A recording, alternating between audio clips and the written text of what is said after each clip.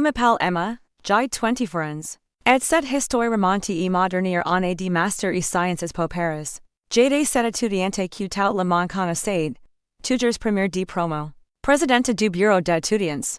Celle qui organise les événements et qui gère les partenariats avec les entreprises. Mes parents idées en super fiers de leur fil brillante qui allait de croquer son diplôme. Avec les félicitations du jury à qui avait déjà 3 offres d'emploi en poche. Mon domaine, les relations internationales, spécialisation Asie-Pacifique. J'ai littéralement obsédé par la géopolitique. J'ai parlé couramment anglais, chinois, mandarin et japonais. Mon rêve all-time. Intégrer le Quai d'Orsay comme diplomate de croquer en poste dans une grande organisation internationale comme l'ONU ou l'OCDE, genre. J'avais un plan de carrière sur 15 ans déjà trace dans mon notion. Mes notes, toujours entre 16 et 18 et encore, quand j'avais moins de 17, j'ai flippé total. Mon mémoire de fin d'études porte sur l'influence économique de la Chine en Afrique subsaharienne, nouveaux défis géostratégiques pour l'Europe, un sujet de mal que j'avais choisi parce que personne d'autre ne sait s'y attaquer. Trop complexe, trop politique, trop risqué. Moi, qu'est-ce me motive encore plus? J'avais passé littéralement 8 mois à l'écrire. Fait d'interviews exclusives avec des diplomates français en poste en Afrique. Analyse des centaines de rapports économiques. Décortique les accords commerciaux sino-africains ligne par ligne. Mon directeur de mémoire me. Disait régulièrement, Emma, votre travail à niveau professionnel, c'est du jamais vu pour un mémoire d'étudiant, mes profs. Materaient, enfin, la plupart.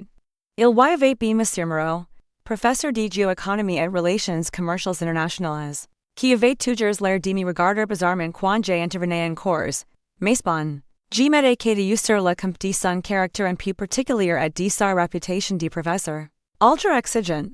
Alexandre Moreau, 45 ans, ancien attaché commercial au ministère du Commerce extérieur qui s'était reconverti dans l'enseignement épars quel appelé pudiquement un changement d'orientation professionnelle. En réalité, tout le monde savait qu'il y avait eu un incident diplomatique en Chine. Mais personne n'en parlait directement. Il enseignait depuis 5 ans et sciences po et avait développé une réputation de professeur de mais justi. Que c'était indéniable justi. On va voir. Ce qui était vraiment bizarre avec Moreau, c'est qu'il semblait systématiquement sceptique face aux interventions en cours. Quand je levais la main pour poser une question pertinente sur les implications d'accords commerciaux sino-africains pour la politique européenne, il super discrètement et levait les yeux au ciel. Quand je rendais mes devoirs, toujours dans les temps, toujours parfaitement documentés avec des sources primaires, il les corrigeait avec petit sourire en coin condescendant, qui communiquait sérieusement de m'agacer. Mademoiselle Dubois me disait-il parfois devant la classe, vous avez des opinions sûres. Arrêtez pour quelqu'un de votre âge. Attention et ne pas confondre confiance et arrogance. Je prenais que pour un compliment de guise et une leçon de modestie. Grâce erreur de ma part, il y avait aussi cette histoire avec mon stage de fin de M1. J'avais décroché un stage absolument incroyable à l'ambassade de France et Pékin, dans le service économique et commercial, grâce aux compétences linguistiques en chinois et mon dossier académique qui était, soyons honnêtes, assez exceptionnel.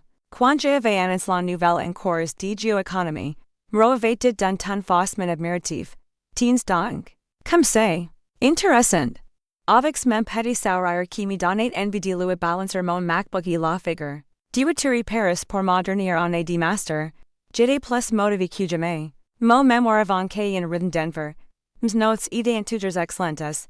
Et cerise sur le gâteau, j'avais même sélectionné pour représenter sciences po dans un concours national d'analyse géopolitique ultra prestigieux. Le concours en question, c'était le truc le plus prestigieux de l'année universitaire française. Le prix Richelieu de la géopolitique, un concours annuel aux les meilleures écoles. Et universités françaises sciences po, ENS, Sorbonne, etc. en voyant leur étudiant le plus brillant. Le gagnant remportait 10,000 euros cash. Un stage rémunéré de 6 mois au Quai d'Orsay avec possibilité d'embauche et out. Une reconnaissance nationale qui ouvre toutes les portes. Dans le milieu diplomatique, mes profs m'avaient choisi à l'unanimité pour représenter l'école. Enfin, presque unanimité, Moreau s'était abstenu lors du vote en commission pédagogique. Je pense que menace peut-être pas encore aimer psychologiquement. Pour guérir genre de responsabilité de pression médiatique, avait-il déclaré selon sources, heureusement, Les 6 autres profs avaient insisté pour que je sois sélectionné. J'avais passé littéralement du mois entiers y préparer ma présentation de concours. La nouvelle route de la soixante opportunité économique. Upich géostratégique pour l'Europe. Un sujet hypercomplexe et politiquement sensible que je maîtrisais parfaitement épers mon stage. En chin ems mois de recherches pour mon mémoire. Le jour du concours. Dans le grand amphithéâtre de la Sorbonne devant un jury de diplomates. De universitaires et de journalistes spécialistes. J'ai littéralement carton. Ma présentation de 20 minutes était fluide, mes arguments étaient solides et documentés. Mes réponses aux questions du jury étaient précises et nuancées. Je maîtrisais mon sujet sur la bout des doigts et que you savoyed. 3 semaines plus tard, l'appel qui a changé ma vie. Mademoiselle de Bois, félicitations. Vous avez remporté le prix Richelieu de la géopolitique. La voix au téléphone était celle de Madame Lefebvre, secrétaire générale du comité d'organisation. J'étais littéralement sur un nuage. Mes parents étaient festejous quand je leur annonce. Mes amis m'ont organisé une petite fête surprise dans mon appart de République. La remise de prix officielle était programmée pour le vendredi suivant, dans l'amphithéâtre principal de Sciences Po, devant tout ma promo. L'ensemble du corps professoral, et même quelques personnalités du monde diplomatique et journalistique, le moment de gloire absolue, que j'attendais depuis des années. Ce matin-là, je m'étais préparé comme pour un entretien d'embauche au Quai d'Orsay, Taylor Blue Marine Zara, mais qui ressemblait à du Sandro Escarpins Neuer Sires. Chivo tires en chignon parfait and quillage discret mais impeccable. Mes parents étaient venus spécialement de Lille et réunient littéralement de fiert. Dans le public, mes amis de promo étaient installés au premier rang. Prati applaudir et prendre des photos pour Instagram. Le directeur d'études et commence un discours habituel sur l'excellence académique. L'importance de la géopolitique dans le monde globaliste moderne. La tradition d'excellence de Sciences Po. Blabla classique mais solennel. Puis il annonce avec une certaine théâtralité. Et maintenant, mesdames et messieurs, la remise du prestigieux prix Richelieu de la géopolitique. Mon cœur battait tellement fort que j'avais l'impression que tout l'amphithéâtre pouvait l'entendre. J'étais assis au troisième rang, c'est Ali. Près de me lever élégamment quand mon nom sera prononcé cette année. Et continue le directeur en ouvrant solennellement l'enveloppe de riz. Le jury national est particulièrement impressionné par la qualité exceptionnelle de candidatures françaises. Épers de libération, le prix Richelieu 2020 for Rivian Donkey. Emma Du Bois, étudiante en master de relations internationales de Sciences Po Paris. J'ai commencé me lever sous une explosion d'applaudissements. Mes parents sourient et applaudissent comme d'office mes amis qui crient bravo Emma. Et c'est notre queen. Quelques profs qui approuvaient de la tête. L'euphorie totale. Mais au moment où je me dirigeais vers l'estrade, j'ai appris du coin d'il Wilmero qui gesticulait frénétiquement depuis le site gauche de l'amphithéâtre. Il faisait de grands signes vers l'estrade avec ses bras, l'air complètement panique. Ou énerve? Son comportement était si étrange que plusieurs personnes dans le public ont commencé à le regarder. Le directeur la voici à froncer les sourcils, visiblement perturbé par cette agitation. Moroses allers précipitent vers l'estrade et commence à choquer quelque chose d'urgent à l'oreille du directeur, qui se penche pour l'écouter. J'étais maintenant debout au milieu de l'allée, et mi-chemin de l'estrade. Dans cette position super awkward où je ne savais plus si je devais continuer à avancer ou pas. L'ambiance dans l'amphithéâtre a commencé à changer. Les applaudissements se sont progressivement arrêtés, remplacés par des murmures interrogateurs. Le directeur a alors lève la main pour demander le silence et a pris une grande inspiration. Avant de dire, avec un embarras visible, mesdames et messieurs, je vous prie de bien vouloir m'excuser. Il semblerait qu'il y ait une erreur dans la transmission des résultats. Le silence qui était tombé sur l'amphithéâtre était absolument glaçant. J'étais littéralement figé au milieu de l'allée, ne comprenant absolument rien à ce qui était en train de se passer. Moreau, avec sourire en coin que je communiquais bien connecter mais qui cette fois c'était carrément triomphant et pris le micro effectivement, il y a eu une regrettable erreur dans la transmission des résultats du jury national. Épers vérification urgente auprès du secrétariat du prix Richelieu. Il s'avère que le lauréat 2024 estate en réalité Thomas Beaumont, étudiant en master géopolitique de l'école normale supérieure. Le monde s'est littéralement écroulé autour de moi. Thomas Beaumont, ce mec ultra prétentieux qui avait fait une présentation bancale sur les enjeux énergétiques en Europe de l'Est. Et pour cette humiliation publique, Jai literalment kuruox toilets pour pleurer touts les larmes de mon corps. Ms amis mon suivi, ms parents aussi, tel le monde essaie de me consoler, mais j'ai complètement de truth psychologiquement. Le lundi matin suivant, Jai demande un rendez-vous d'urgence avec le directeur d'études.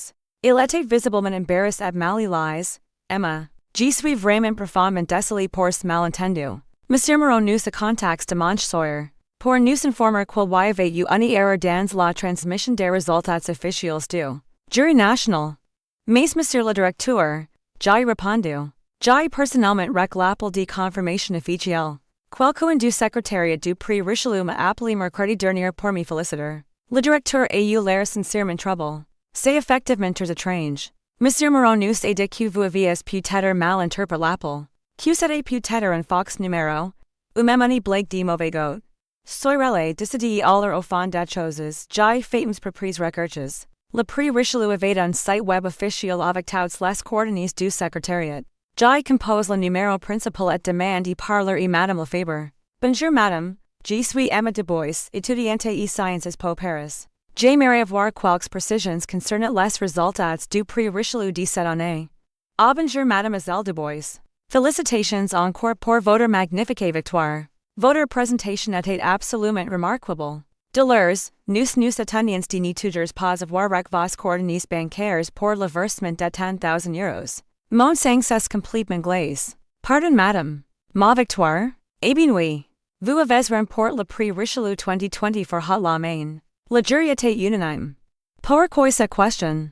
J'avais effectivement bel et bien gagné ce putain de prix. Moreau avait délibérément menti. Madame Lefebvre, puis-je vous demander qui vous a transmis les résultats concernant notre école? Votre professeur référent, Monsieur Alexandre Moreau. Il nous a contacté vendredi matin pour nous dire qu'il y avait eu une erreur dans la désignation du représentant de sciences po, et que c'était finalement Thomas Beaumont de Lens qui représentait votre école. Moreau avait personnellement appelé le jury national pour changer les résultats. C'était une manipulation délibérée et une fraude. Armée de ces informations explosives, j'ai décidé de contre-attaquer.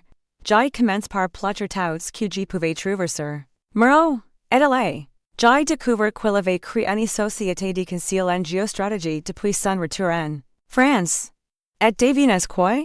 Il utilisait les mémoires de ses étudiants pour alimenter ses analyses experts qu'il vendait de prix d'or. Mon mémoire sur l'influence chinoise en Afrique? Il l'avait purement et simplement piqué. Remani, et vendu 15,000 euros de une grosse book de consulting. Son site web proposait une étude exclusive sur exactement ce sujet, avec des passages entiers copies de mon travail. En creusant plus, j'ai découvert d'autres victimes. Justine et Camille, deux anciens étudiantes spécialisés en AC, avaient vécu la même chose. Mémoires recueillis, travaux vols, carrières sabotés. On s'est retrouvés dans un café. Pour comparer nos expériences, Emma m'a confié Justine. J'étais certain que mon mémoire était excellent. Mais Moreau insiste pour faire partie de mon jury et il m'a massacré pour il pour moi, et adieu Camille. Et après mon redoublement, j'ai découvert qu'il utilisait mes recherches sur son site commercial. Et là, j'ai servi pour la première fois depuis des semaines. Les filles maintenant en a des preuves. Et je vais vous montrer dont Emma Dubois était vraiment capable. Parce que queens, il était temps de révéler que j'étais vraiment. Pendant que Moreau pensait que j'étais une petite étudiante certes brillante mais classique. Moi, j'avais discrètement construit un empire numérique. Depuis mes 18 ans, j'ai tenu un blog géopolitique ultra spécialisé sous le pseudonyme d'Agewatcher. Mes analyses étaient lues par des milliers de professionnels. Mes threads Twitter étaient partagés par des diplomates, journalistes, et profs d'université. Mon blog génère 25,000 euros nets par mois grâce aux formations premium. J'y vendais, aux consultations privées et aux conférences online. J'avais développé une expertise reconnue. Avec plus de 100,000 followers sur Twitter et 50,000 abonnés à mon newsletter. Le plus dingue. J'avais même consulté de manière anonyme par le Quai d'Orsay. Mes analyses sur la stratégie chinoise en Afrique. Avaient cités dans des rapports diplomatiques officiels. Mon mémoire banal sur Moreau était déjà une référence dans les cercles diplomatiques. Les filles, j'ai annonce et Justine et Camille. Et si on organisait une petite démonstration pour montrer Moreau et tout l'école. Qui en était vraiment. J'ai organisé une conférence exceptionnelle et sciences po pour la semaine suivante. Sujet, Les nouveaux défis de la géopolitique asiatique. Analyse Perspective 2024 to 2030. Le Fichinanke. Conference Anime Part Asia Watcher. L'expert anonyme dans les analyses font référence dans les cercles diplomatiques français. Marocana c'est par fémin at Asia Watcher. Il avait même sites analyses en correspondant l'année. Sans savoir quels finaient de son étudiante superficiel, la Georgie. L'amphithéâtre principal était bond, plus de 300 personnes, étudiants, professeurs, journalistes, diplomates, Moroatedo choisim rang. Curio de découvrir qui se cachait derrière pseudonym collaborate secretement, Jai. Commencement présentation en garde l'anonymat. Analyses ultra pointues, données exclusives, projections géopolitiques, la public était captive. Puis, la fin de ma présentation de 45 minutes, Jai sourit avant les questions. J'aimerais révéler officiellement mon identité, et pour 6 ans d'anonymat. Il était temps de montrer mon visage. Jai enlève ma veste pour révéler un teaser avec écrit. Emma Dubois, Sciences Poème de 2024, at Asia Watcher, bonsoir tout le monde. Je suis Emma Dubois, étudiante en master dans cette école, et je suis at Asia Watcher. Le silence était total. Puis les applaudissements en explose. Nous amis étaient embauchés. Les profs incrédules. Les journalistes sortaient leurs téléphones. Ebmero. Blanc comme un linge mains tremblants. Mr. collègues, j'ai continué en regardant directement Mero. J'aimerais vous parler d'un problème grave qui touche notre école. Sur l'écran, j'ai projeté des captures du site de Mero avec des passages entiers de mon mémoire. Voici mon travail que Monsieur Mero est juge banal. Curieusement, on retrouve ses analyses, mot pour mot, sur son site commercial. Vendus 15,000 euros. Les murmures en commence. Mero essaie de se lever, mais le directeur l'arrête. Ce n'est pas tout. Voici les témoignages de Justine et Camille, qui ont vécu la même chose. J'ai projeté leurs témoignages. L'audience était scotché. Et maintenant, parlons du prix Richelieu. Monsieur Mero contacte le jury pour changer les résultats après ma victoire officielle. J'ai fait écouter l'enregistrement de ma conversation avec Madame Lefebvre. Le scandale était total. Pourquoi fait-il? Voici la réponse. J'ai projeté des articles sur l'affaire de corruption de Mero en Chine. Monsieur Mero déteste les étudiants qui réussissent en géopolitique asiatique parce que de lui rappelle son échec. Alors il vole leurs travaux et sabot leurs résultats. Sur l'écran, j'ai affiché une lettre officielle. Voici une recommandation du Quai d'Orsay pour que je sois recruté comme attaché culturel. Basé sur mes analyses. Les mêmes que Monsieur Mero trouve superficiels. La salle était en ébullition. Et enfin, j'aimerais annoncer que le vrai prix Richelieu m'est attribué officiellement ce matin. Après un quai du jury sur les manipulations de Monsieur Mero. J'ai montré le nouveau certificat. Les applaudissements en éclat. Mero essaie de partir. Mais le directeur la intercepte. 3 jours plus tard, Mero était vire. Ready de l'enseignement supérieur. Sabok de consulting firme après que ses clients ont découvert qu'il vendait du travail vol. Un mois plus tard, le ministre des Affaires étrangères me propose un CDI direct comme attaché culturel. 6 mois plus tard, j'ai croisé Mero dans la rue. Il bossait comme vendeur dans une boutique de téléphonie. La chute était brutale. Bonjour Monsieur Mero. Il était rouge de honte, Emma. Écoute G. Sous-estimer les gens, c'est toujours une erreur. Surtout quand ils sont plus intelligents que vous. En partant, au fait, je commence mon post d'attaché culturel et Tokyo la semaine prochaine. Mes analyses superficielles ont finalement impressionné les bonnes personnes. Aujourd'hui, qu'avez-vous fait en an? Je suis Tokyo. Je guéris les relations France-Japon. Et at Asia Watcher estate devenu une référence mondiale. Sciences po écrit la commission Emma Dubois contre les abus de profs. Cette humiliation me pousse à révéler ma vraie valeur. Sans cette erreur de Mero, j'aurais peut-être continué cacher mes compétences. Voilà mes queens. Ne laissez jamais personne vous dire que vous n'avez pas le niveau. Ce qui vous ravissant la font souvent par de votre potentiel. Gardez vos preuves, croyez en vous, et montrez-leur de quoi vous êtes capables. Bises de Tokyo. Merci beaucoup d'être avec nous jusqu'ici, dites-moi maintenant.